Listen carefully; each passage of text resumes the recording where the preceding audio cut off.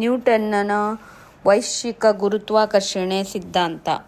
ಈ ಸಿದ್ಧಾಂತಕ್ಕನುಸಾರವಾಗಿ ವಿಶ್ವದೊಳಗಿನ ಪ್ರತಿಯೊಂದು ವಸ್ತುವು ಇತರ ಪ್ರತಿಯೊಂದು ವಸ್ತುವಿನೊಂದಿಗೆ ನಿಶ್ಚಿತ ಪ್ರೇರಣೆ ಅಥವಾ ಬಲದಿಂದ ಆಕರ್ಷಿಸುತ್ತಿರುತ್ತದೆ.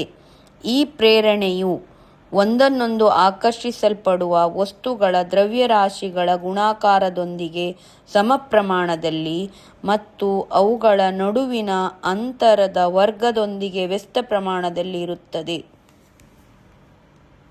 ವಿಶ್ವದೊಳಗಿನ ಪ್ರತಿಯೊಂದು ವಸ್ತುವು ಇತರ ಪ್ರತಿಯೊಂದು ವಸ್ತುವಿನಿಗೆ ನಿಶ್ಚಿತ ಪ್ರೇರಣೆಯಿಂದ ಆಕರ್ಷಿಸುತ್ತಿರುತ್ತದೆ. ಇದರ ಅರ್ಥ ಏನಂದರೆ, ಈಗ ಪೃಥ್ವಿ ಇದೆ, ಇದು ಪೃಥ್ವಿ ಇದೆಯಲ್ಲ, ಸೇಬು ಹಣ್ಣನ್ನು ಆಕರ್ಷಿಸ್ತದೆ. ಅದೇ ರೀತಿಯಲ್ಲಿ ಸೇಬು ಹಣ್ಣು ಸಹ ಇದು ಪೃಥ್ವಿಯನ್ನು ಆಕರ್ಷಿಸುತ್ತದೆ. ಅವುಗಳಲ್ಲಿರುವ ಪ್ರೇರಣೆ ಏನಿರ್ತದೆ ಸಮಾನ ಇರ್ತದೆ. ಅದೇ ರೀತಿಯಲ್ಲಿ ಈಗ ಚಂದ್ರ ಮತ್ತು ಪೃಥ್ವಿ, ಈಗ ಚಂದ್ರ ಮತ್ತು ಪೃಥ್ವಿಗೂ ಸಹ ಆಕರ್ಷಣೆ ಇರ್ತದೆ. ಆ ಆಕರ್ಷಣೆ ಏನಾಗ್ತದೆ, ಸ್ವಲ್ಪ ಕಡಿಮೆ ಆಗ್ತಾ ಹೋಗ್ತದೆ. ಪ್ರತಿಯೊಂದು ವಸ್ತು, ಯಾವುದೇ ವಸ್ತು ಇರ್ಬೋದು.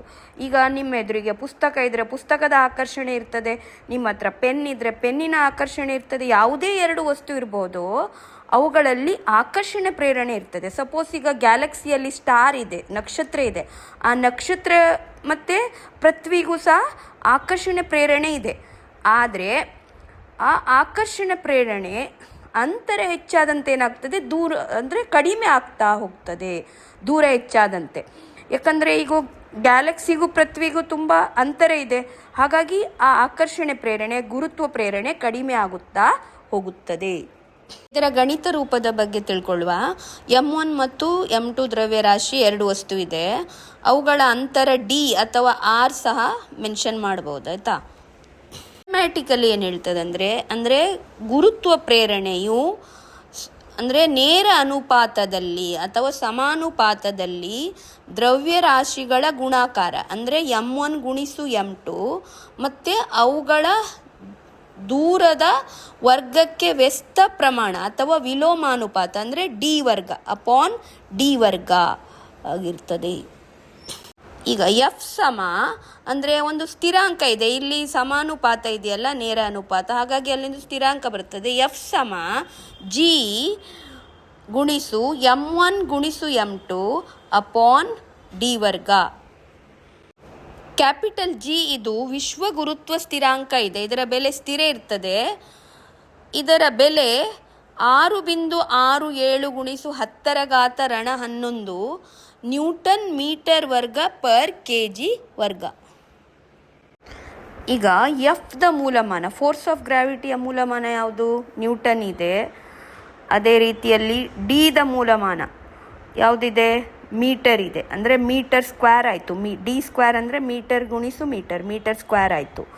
ಈಗ M1 ಗುಣಿಸು M2 ದ್ರವ್ಯರಾಶಿಯ ಮೂಲಮಾನ ಯಾವುದು, ಕೆ ಜಿ ಗುಣಿಸು ಕೆ ಜಿ ಸ್ಕ್ವೇರ್ ಆಯಿತು.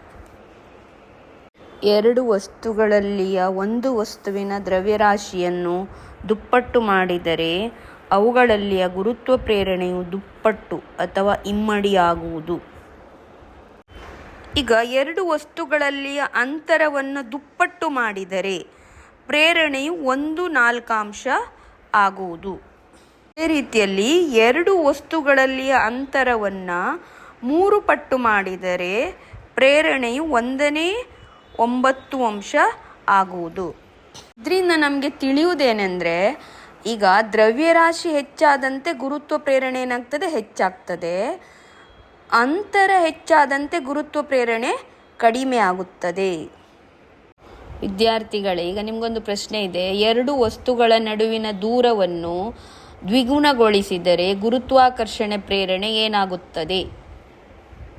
ಈ ಫ್ಲ್ಯಾಶ್ ಕಾರ್ಡ್ ವರ್ಡ್ ಲಿಂಕ್ ಇದೆಲ್ಲ ಡಿಸ್ಕ್ರಿಪ್ಷನ್ ಬಾಕ್ಸಲ್ಲಿದೆ, ಮತ್ತು PDF ನೋಟ್ಸ್ ಡಿಸ್ಕ್ರಿಪ್ಷನ್ ಬಾಕ್ಸಲ್ಲಿದೆ. ಚೆನ್ನಾಗಿ ಪ್ರಾಕ್ಟೀಸ್ ಮಾಡಿ ವಿದ್ಯಾರ್ಥಿಗಳು.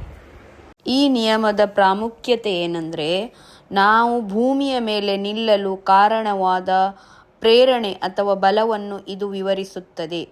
ಭೂಮಿಯ ಸುತ್ತ ಚಂದ್ರನ ಚಲನೆಯನ್ನು ಇದು ವಿವರಿಸುತ್ತದೆ. ಸೂರ್ಯನ ಸುತ್ತ ಗ್ರಹಗಳ ಚಲನೆಯನ್ನು ಇದು ವಿವರಿಸುತ್ತದೆ.